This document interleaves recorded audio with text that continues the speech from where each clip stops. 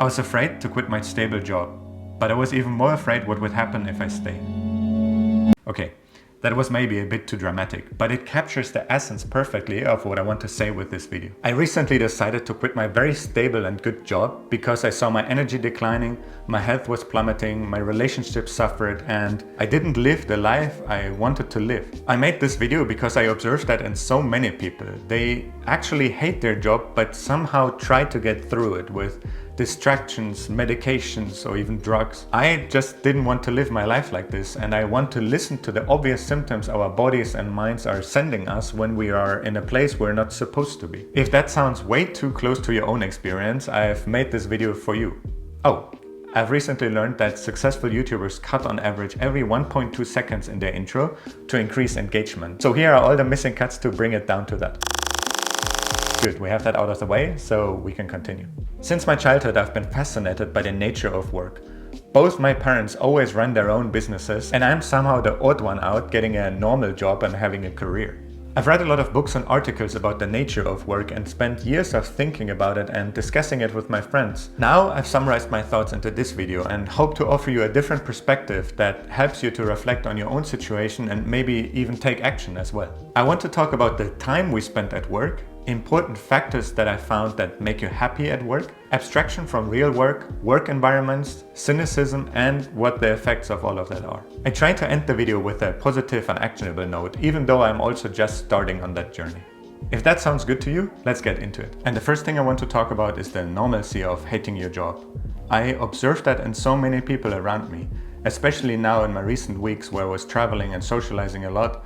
I got the feeling that no one is really happy at their job and doing it for the sake of doing it, of engaging in something meaningful.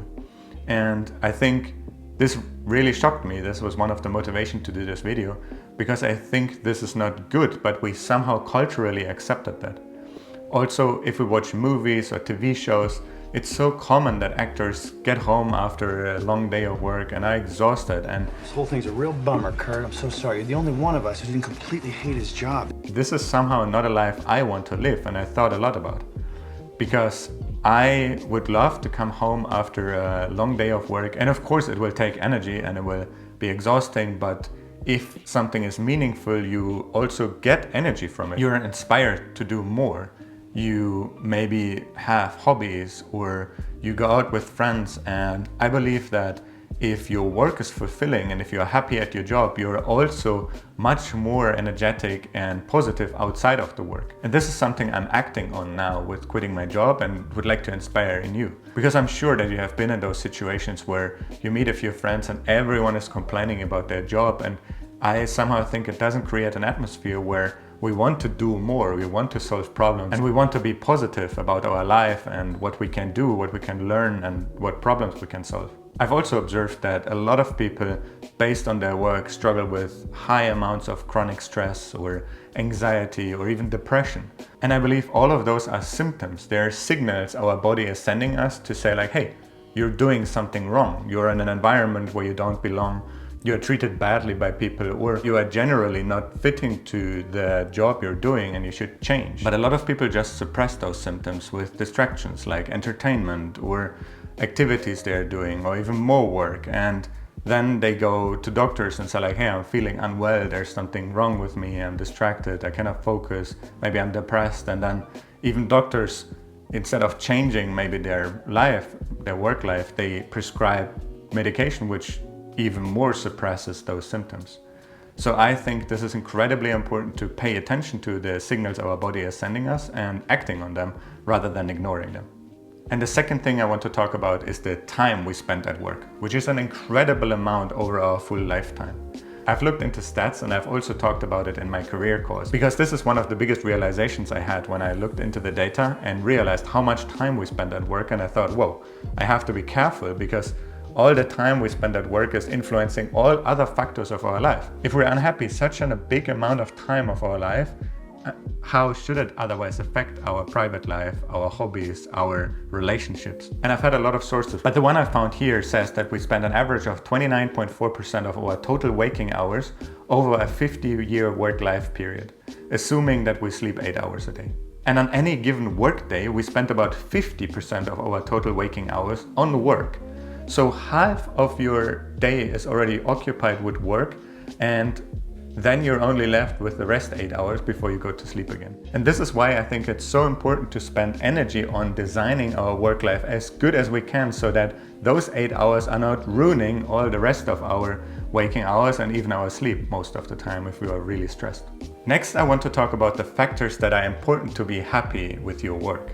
And of course, this can be very subjective, but I found an incredible book which I read recently of Professor Christina Maslach, who spent a lot of her life researching burnout. And when I became a manager and felt more stressed and didn't want to burn out, I started to read a lot about it. And her book stood out because she spent so much time researching, even coined the term burnout. And I just had this idea that if we take the reasons that lead to burnout, the reasons that we feel unhappy, dissatisfied, and stressed at work, and inverse them and see, like, can I improve those dimensions? It must lead to something approaching happiness at work. And this is why I find the 6 dimensions she identified so important. She talks about workload, how much work you have in your average day. Is it enough? Can you deal with it? Are you not bored? About control, how much control, how much can you plan your day? Are you in charge of what you're doing and when you're doing it? The reward, if you're adequately rewarded and if you work more, get something for it. The community, the people around us, and if we feel a sense of belonging, are we part of something bigger than us? She says is very important. Fairness, are we treated fairly? So in relation to other people, are we getting what we deserve and are we not treated unfairly? Here it is super important because she mentions that it is perceived fairness and not maybe real fairness. So even if we feel that we are treated unfairly, that is already leading to unhappiness and maybe burnout. And the last and most important point she raises is a values mismatch. So are our personal core values aligning with whatever we are doing? If you think about that, maybe the environment is important to you, but you work for a company that is incredibly harmful to the environment, your core values are mismatching, and this is something that is very hard or maybe impossible to resolve and leads to a lot of unhappiness and stress at work. And why I'm mentioning those factors is because when I read them, and maybe when you heard them now, is we're already starting to think about, we're starting to evaluate and reflect on our current situation, if those factors are good. Are we having enough community? Do we feel we belong to something? Is our work aligned with our core values? Are we treated fairly? And I think this is one of the first steps to assess whether your situation generally sucks and you need to change it, or maybe there's only 1 or 2 dimensions that are really bad and the others are fine. And you can focus your efforts and your actions on those dimensions that are not fitting well. Because I believe that if we pay attention to those dimensions and increase them overall, we will be much happier and much more satisfied at work, reduce stress and reduce our general well-being outside of work because of that. But I've said earlier that I'm thinking already years about it, and I really want to understand what is happening with our society and culture currently. And one thing I have observed over the last decades, and I think it really started with the industrialization, is the abstraction from real work. A lot of people have written about it, but what I mean by that, or what I understand by that, is that we used to have professions where the profession is adding direct value to the people around us. We were shoemakers or farmers or nurses or fishermen, and we did something for the people around us, and people identify that, oh, this person is fixing my shoes. This person is working at the bank, giving me the money and handling my account. And we had a much more direct relationship with the work itself, with how we identify with our job, and then how we interact with other people and if we get gratitude from other people. Because the fisherman selling his fish sees the people that are later cooking the fish and eating it. And I think this connection was incredibly important to feel that you do meaningful work. And since we started to industrialize and to build larger organizations, we started to abstract work. So now the typical office worker sometimes doesn't even know what he's contributing to, because the work is so far removed from actually what we are supposed to do. We now define our job much more narrowly and much more specific, that we are an accountant with this specialization or a software engineer that does front end. And I think in especially digital jobs and jobs that don't directly work with people, we're missing this exchange between something we create and something we're proud of and the person that is then eventually using it or benefiting off of it. And I think this abstraction from real work creates a lot of emptiness and meaningless in our society and in us ourselves. That we go to work, we work hard, but we got through a stack of paper, but the next day there's more papers and we continue the same grind. And I think this works for some people over the short term, but long term it doesn't feel human. It doesn't feel that we're connected to our nature and what we are supposed to do. And I've also read about this trend in a book my coach recommended me from Richard Sennett called Craftsman, where he talks exactly about that, the difference between an office worker and a craftsman. Someone that has honed a skill and tries to perfect it for the sake of the skill and can identify with it is a craftsman. It's not only a job where you work with your hands, but it can be any job. But the way we approach jobs, of becoming really good at it, of spending 10 years of becoming excellent at one craftsmanship. And he writes about that this division of labor from thinking about work, from the theoretical concepts and the actual doing with your hands, has led to a degradation of work and how we perceive it. And with that, the declining happiness of the workers that are getting detached from their meaningful work. And one thought I also want to share in this video is that we should think about whether we are punished or celebrated for our strengths at work. This is a almost silly question, but sometimes I felt like that we have certain qualities and we have certain skills and you want to somehow bring them into your work. Maybe you have a certain tendency to do certain things. And here I think it is very important to see whether our work environment is facilitating those and using those. So maybe you are in a job where you don't need design, but you love design and you love to give your opinion and you have very good insight into how to design things. And then it is interesting whether you are allowed to contribute to that and your strength is used, or whether you are told off that, no, this is not your job, focus on what you're paid for. I think this is incredibly important because most people are in a situation where they are paid for 10%, 20% of their potential, and they have so many more skills they could bring into work, so many more interests that would fulfill them and that would make the work meaningful for them. And they are punished for it. They're basically told off and told to focus on what is not that interesting to them. And I have always felt to be in that situation because I'm interested in almost everything. But if I get hired as a software engineer, I'm there to write software, not to talk about the business or talk about design or talk about how we improve the processes. Admittedly, I had very good managers in the past, and this is where I experienced exactly that. They recognized that I have strengths outside of just writing software and invited me to use some of that. So they let me join product meetings. They invited me to design huddles where I could give my feedback, and this felt really good and fulfilling and made me also a much better software engineer because I could bring my strength and use more of my potential. So I think thinking about whether you are punished or rewarded for your strength is something really important. And very connected to that is thinking about whether you have a good manager or a bad manager. And we all know this saying that people don't leave a bad job, they leave a bad manager. And I definitely think it's true. It's a night and day difference whether you have a good manager that is supporting you or a bad manager that is keeping you down. And if you are in that situation where you realize, yeah, my manager sucks, I need to change it, you really should focus on it and try to change the situation as soon as possible. Either by staying at the company, but maybe changing managers. This is a situation I was in the past where I worked with a person I just couldn't work with, and I said that I need to change my manager, otherwise I get too frustrated and eventually quit. Or if you try it a lot and you cannot change it in your current environment, maybe the company is too small, maybe it's impossible to switch managers, then it's really time to find a different environment because your manager just matters that much. And I think it is crucial to pay attention whether we have a good or bad manager. Resulting out of a bad manager and a bad work environment and not paying attention to the factors that make us happy at work is cynicism. And I want to talk about cynicism because I didn't understand it in my past. I always thought that cynicism is almost a good tone, especially in software development. Everyone was somehow cynical, especially about the product management or the general managers around. Software engineers are usually very cynical. They are very dismissive about the work other people do, and I especially observed that in more senior people and thought this is just something that comes with it. But especially Maslach in her book opened my eyes and said, like, this is actually really bad.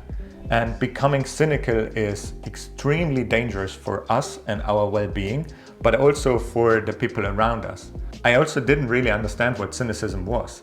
Cynicism is the depersonalization, the detachment of the people and seeing what other people do not as human anymore, not as something we would do, we could identify with, but we start to detach from it and see that as something they do out of bad intent, out of bad motivation, maybe out of incompetence, not because of maybe they made a mistake or maybe they did something very human, very natural, which we also could have done, but because there's something else. We're now cynical. We see that in a very negative light and are almost resentful about what other people around us do and about the general environment. And that brings you in an incredibly bad state, which I want to draw your attention to, because once we are cynical, it is incredibly hard to escape burnout or the stress or the negative emotion, maybe even depression, because it is hurting us much more than we think if we think in a cynical way, in a not human way anymore about our work and about our work environment. Those were some of the things I wanted to share with you, which I think are important to pay attention to you and lead to something I was really scared of. I think all of those factors, if they are not right for us, they lead to making us a person we don't want to be. They make you resentful, negative, exhausted. They make us a person we don't want to be. The father we don't want to be, the mother we don't want to be, the friend, coworker, or romantic partner we don't want to be, because we don't have the energy, we don't have the motivation anymore if we spend a third of our life unhappy, resentful, cynical, and in such a dark place. This is what I conclude out of everything I learned, is that we need to pay attention to our work, to our career, to our well-being there, to do our hobbies, to treat our friends and family well, and to generally become the person we want to be. As you know, I've recently quit my job and I love to create YouTube videos. I've rarely found something that fulfills me more, that is more fun to write a script, set up the camera, film it, edit it, and upload it and read your comments on it. So if you want to support me in what I would love to do, subscribing to my channel or commenting under my videos would mean a lot to me. Coming now to the solutions. And I hate to admit it, but I don't really have an answer. I'm also on this journey discovering what I can do and how I have come to a point where I'm really satisfied with my work. And this is why I have recently taken this really tough decision of quitting my job and embracing the unknown. I felt like I was not really in a place I was supposed to be. And I know, I'm incredibly grateful and lucky for the situation that I can just quit my job. I don't have much responsibility and I have the financial situation that I can just quit my job and find something that excites me and that I want to do. Not everyone is in that situation. But I do think that everyone should take it more seriously and try to improve their situation to become the person you want to be and to not ignore it, because ignoring it will just make it worse over time. I think the first step, which is important, is paying attention to the symptoms and the signals you're getting from your body and mind. I believe we all know when we are in a place we shouldn't be, and then it's up to us to take responsibility and change it. Even if it's incredibly hard, and I exactly know how it feels, it's important to sit down, write a CV and send it to a few companies you would like to work at to change your environment. And I think it's so important to pay attention where we currently are and how it feels and what it's doing to us, what the symptoms and what the consequences of the symptoms are, and then trying to change it. I also think that identifying what the biggest pain points are is also important, because usually we have a few things that are bothering us, but they're not equally important. Maybe you're getting not paid enough and that is causing a lot of suffering to you and your family because you're not getting along with that money. And then identifying what are the most important things and solving them step by step is, I think, very important. And one thing is to make your own list and sort them for yourself, but you can also talk to your friends or family or even your manager and say like, hey, those are the things that are bothering me. Can you help me to improve them? And as I said earlier, if your manager doesn't pay attention to that, then it's probably a bad manager and it's anyway time to move on. As I already said, you have to change it because you only have two options. You have the option to endure and stay, or you have the option to change it or leave. And in the position where you're staying and just enduring it, it will get worse by the day. A year later, you're still in the same situation, but with less energy, less time, less overall motivation to change it. So now is the best time to change it and take action on what you need to improve to feel more fulfilled and happier in life. Also, for me, what was incredibly important to feel happier and more satisfied at work was to have options. If you network, or if you have different connections, friends that work in different companies that could potentially hire you or offer you a different opportunity, that relieves you of a lot of stress and gives you the ability to negotiate, to go to your manager and say like, hey, I need this, otherwise I have to look somewhere else. And you feel confident about it because you have friends and a network that is supporting you. So having choices is incredibly important to position yourself in a situation where you want to be. So I hope my thoughts were interesting and help you to reflect on your own situation and maybe take action to improve small parts of your job, or take a drastic action like me and quitting your job and pursuing something you really like. I think it's worth it, and I already feel like that my action is one of those things where I will look back on in a few years and say like, this was the moment where I took responsibility for my own life and came much closer to what I want to do, what I like to do, and where I'm happy, and where I can influence other people to maybe also improve their lives, which is why I started to create those YouTube videos. I hope this was helpful, and thanks for watching. See you in the next one.